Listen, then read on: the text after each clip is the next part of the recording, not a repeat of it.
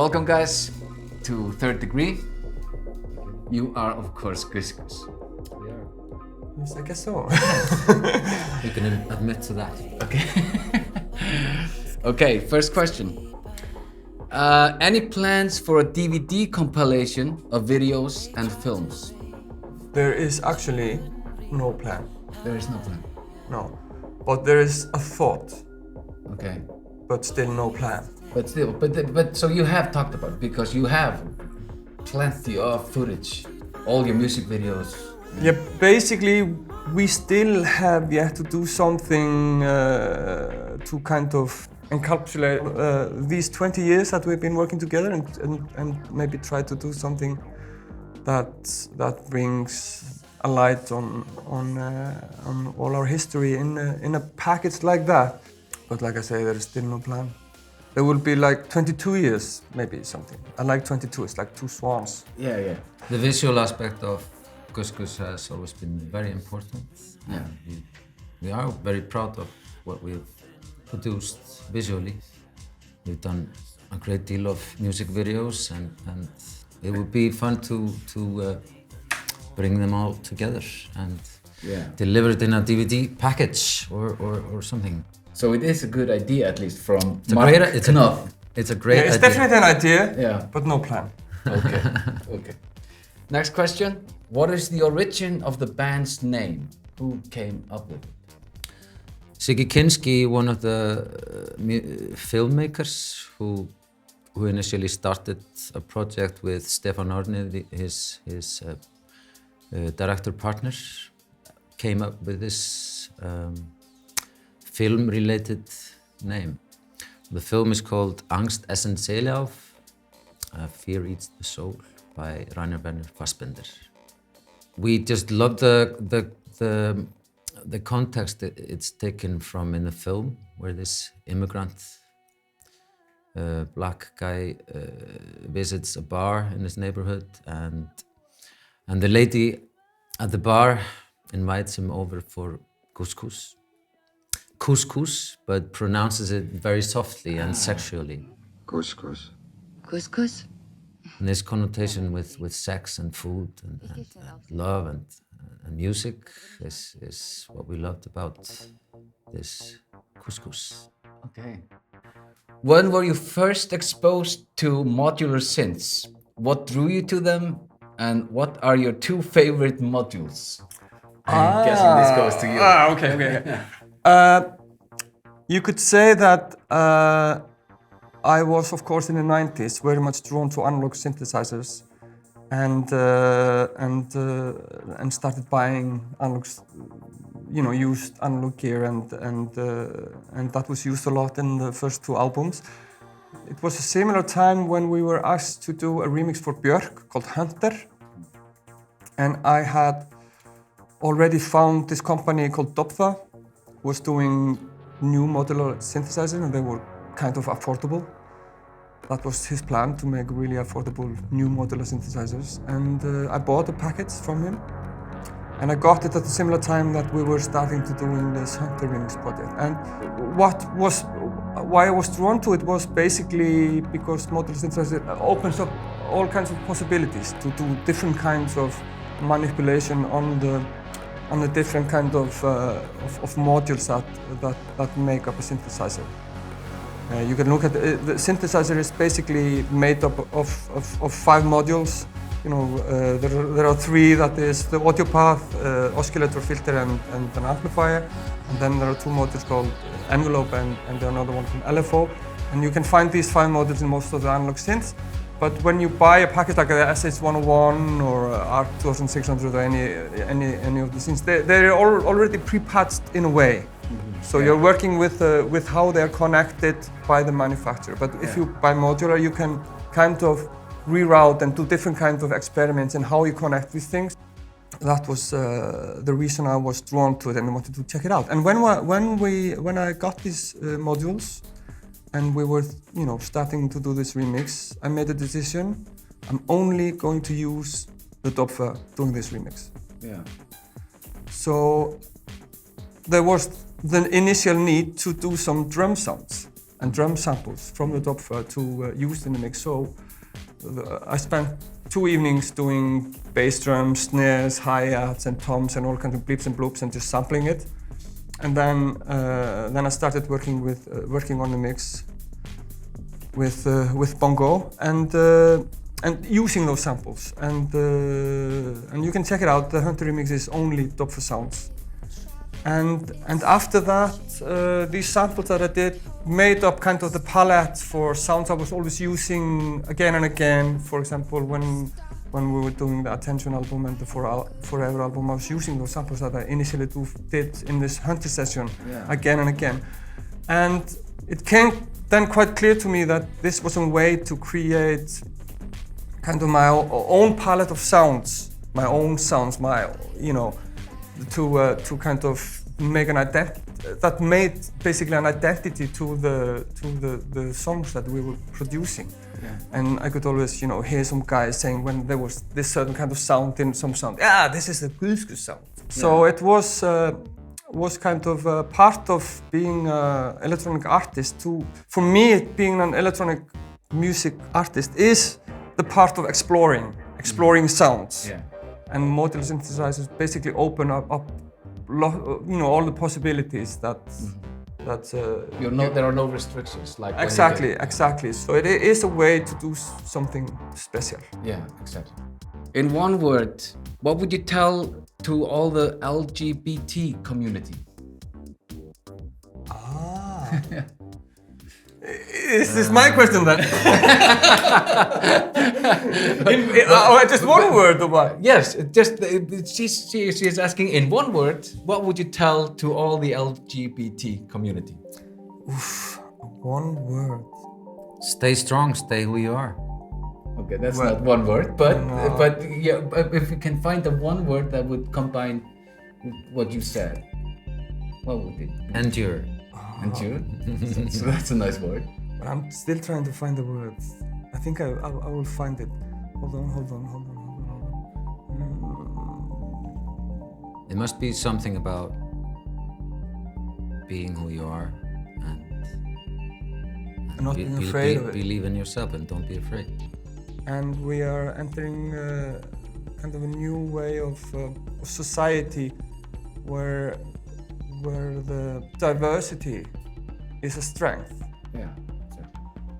So I would want to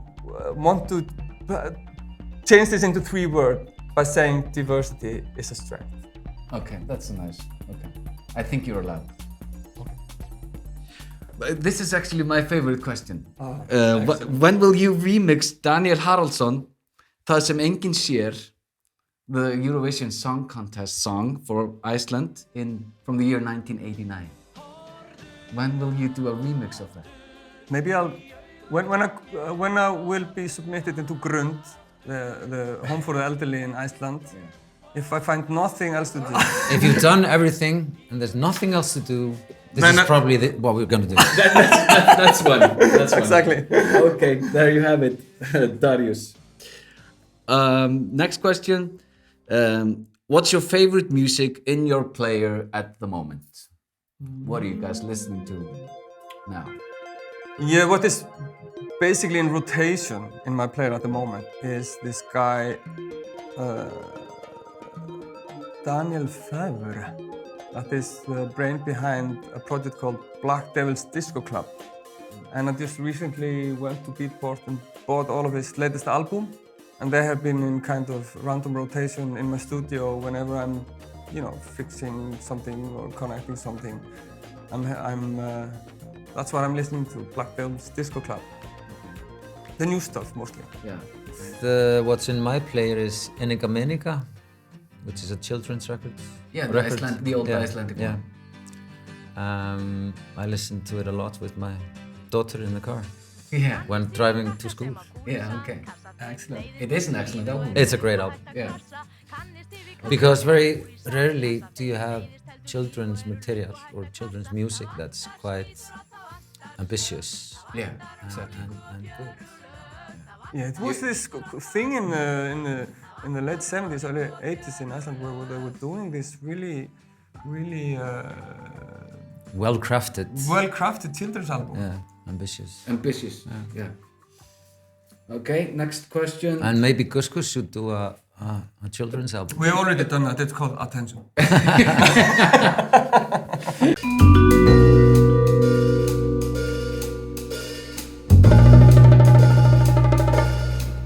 Daniel, is it true you wash your face with unicorn's blood to look that young?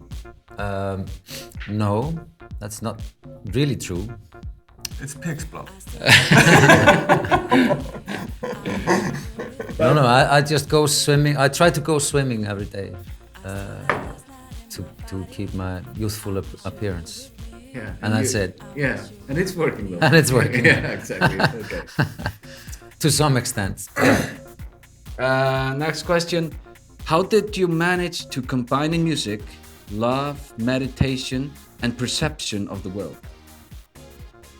Well, you can say that. That's a big question. Yeah, it is. Yeah. It is. I can state that there is nothing intentional about, about approaching this, but I can a little bit feel where he's going, and I can maybe only say that when we are doing our music, it's really important, at least, it's really important to work with emotions. So the production is really much, music is kind of a fetish to me, and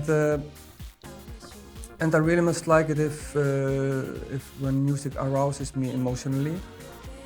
And so, all the chord changes, sounds, and the environment, and maybe I try to push a little bit the words that the boys have coming with in the pack and stuff like that. So it's so maybe the music is kind of really arousing emotionally, and because emotionally is non-verbal, if you can arouse somebody emotionally, then how he interprets those emotions is just then the listener's choice. Yeah. And obviously our friend asking this question is interpreting in this way. Yeah, which is good. I mean, that is always like the goal, right? I mean, you want the audience to feel what you feel. No. Not necessarily. No. It's in the ear of the beholder. Yeah. Well, basically, it's all about arousing emotions, and then each one just interprets that in its own way. Yeah. As long as it's something real, basically. As long as you just want to reach somebody. I don't know what's real. No, but you want to reach. Otherwise, you wouldn't be releasing your music. I'm not trying to reach out anything. It's really egocentric. It's just it's like emotional masturbation. Okay. Next question. Hi guys, I would like to ask if you could help me to propose to my girlfriend. She and I, of course, are big fans of yours. Our dream is to see you guys live in Iceland. I think if I could do it with your help, that will make her the most happy lady in the whole universe. Even short video would make her happy. I know what I'm asking is way too much, so even if you can't help me, we still love you guys. Greetings from London. See you in Iceland at some point. The reason I put this in here, so basically he's asking for you guys to send him a video of Let's do it now. Let's do it now. Okay. Let's do something he can just give her. Give her. Yeah. Okay. Exactly. Okay. Let's do it. Are you ready? You're gonna edit it, okay? Okay. Ready. Can you look lovingly then? How lovingly can you look? Okay, go. Please marry me. Maybe a little bit, not as another one, so we get two options. Okay. Please. Don't laugh. Sorry. Yeah, okay. Okay. Please marry me. This was really sincere, even though you're talking for somebody else. Well, Piotr, there you have it. You'll get it. Proposal. Proposal.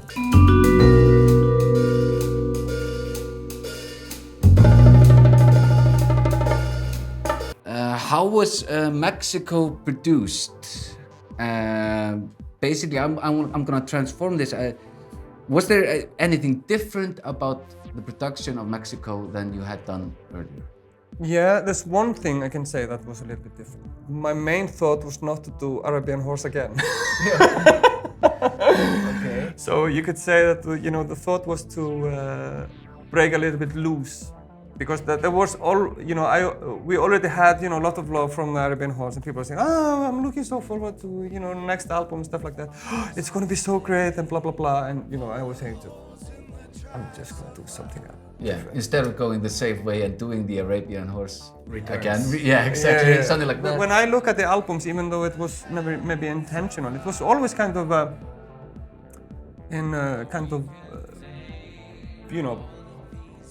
twins. Like you could say that the first album and This Is Normal was kind of This Is Normal was kind of finishing off the ideas of the Distortion album. Yeah. So after This Is Normal, it made no sense trying to do continue those ideas.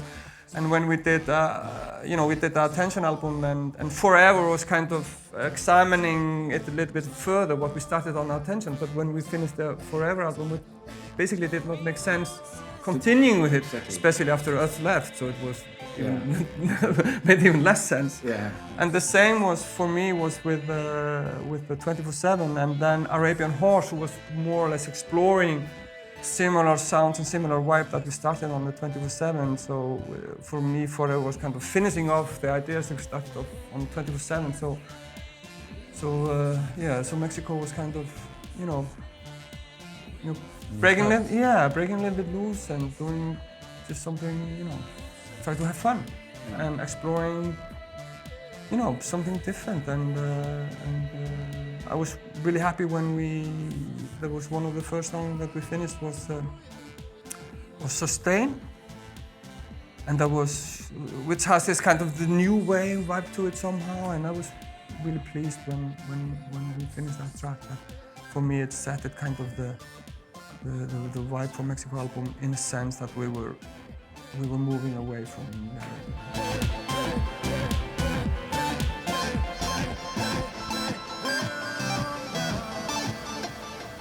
Will you play Believe on next tour? Do you guys ever play Believe? Should you just answer yes and just make it happen? We have so many old songs or older songs that, well, we cannot play, time-wise. Yeah, Because exactly, we don't yeah. have time to deliver everything we would like to deliver, but there might be a But it's a possibility It's a possibility. to perform it live again, yeah, but it's been a long time since we've done it.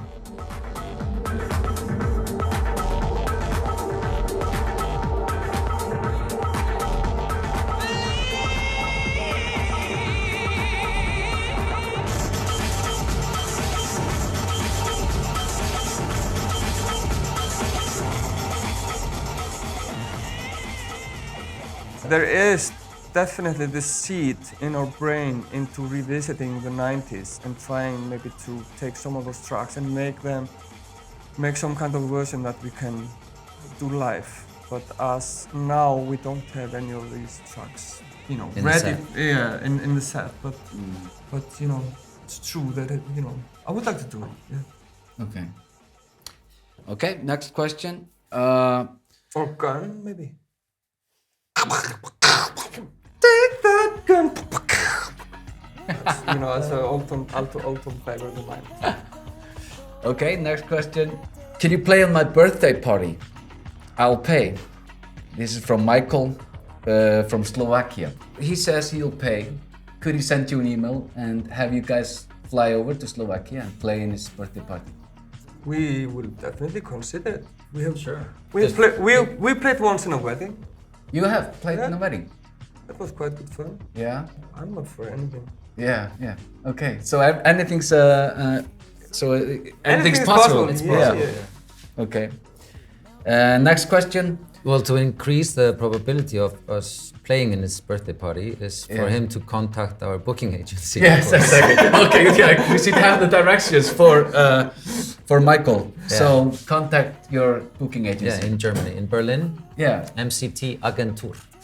Okay, we'll write it on the screen for him. Okay, next question from Russia. Why has President Bongo escaped?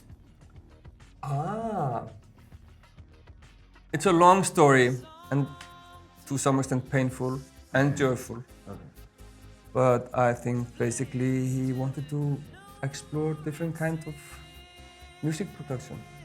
And he was a little bit tired of the pop aspect of GusGus and to be true, found it difficult to work with me. Okay. So we have had issues and it just ended in this way. And I think it's for the best. I think that what he wanted to explore in music did not find a path within the GusGus, but I think he found a really nice way for it, and his abilities as a producer on his new solo album. Yeah. So I think Which you should check out. Yeah. So I think it's I think he just wanted to go different direction. I guess it's the same answer for when people leave bands. It's all just this thing. I mean, this of course just happens. I mean, Disagreements. Well, you don't have to. You never should stay in something you don't want to be a part of anymore. I mean, of course, especially if it's a creative, differences entity. No, yeah, exactly. Yeah, exactly. Yeah. Yeah, it was basically Because starting to be painful for everybody. Yeah, exactly. Yeah. I was have some kind of end, I was like the child of divorced parents Yes. between him and Bongo. Yeah, exactly. Okay. Yeah. Okay. No, but then he had ambitions to go on his own journey, which he did, and we're very proud of him and thankful. And you wish him well. Yeah, sure. Wish him all the best.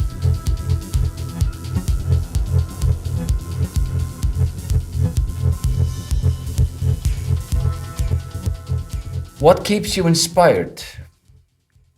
I think it's the joy of making music and the curiosity to create something new. That keeps the will going and the wind blowing. Okay. Yeah, and it's for me it's kind of just this creative urge that comes and just pushes me into continue. Yeah. And it comes in cycles. It's like definitely. Sometimes you have writer's block and you don't. Or no desire whatsoever. You don't have anything to give. But you don't have to worry about it though. No. Because you know it returns. Yeah, it always Kind of, returns. yeah. And what Hopefully. Exactly. Yes. And one of the things that of course keep me really inspired is that I have these synths and the modular stuff and the toys. And for me it's always inspiring just to try to do some kind of sounds, and when you have some cool sounds and start playing with it, the sounds kind of draws you into what the sound wants to do. Yeah. Because when you have a sound and you start playing the keyboard, you press it and then it calls you what to do next. Exactly. Yeah. So for me in electronic music, what is inspiring is the soundscapes that you somehow make and then follow. Either intentionally or by accident. Exactly. And coming back to the urge, I think that it is basically one thing I can say that after you finish an album, I feel really much empty. Yeah. Post-production depression. Yeah. Exactly. Yeah. It's And it lasts for a couple of months, and then you get the urge to start again, and you go into the studio and start doing something. And always, the first couple of weeks, you do something and that is just bullshit. It's bad stuff. Yeah. The first. But I just know if I just continue. Exactly. It will come. Yeah. Exactly. Yeah. If you're stubborn. Yeah. So just come back So again and again. you don't worry about I'm losing it, because it always comes back. Exactly. It always comes back. Just like with anything that is difficult, if you just keep on doing it and have faith in yourself, and just continue, it will be solved. Yeah. Obnoxiously sexual. Who do we think we are?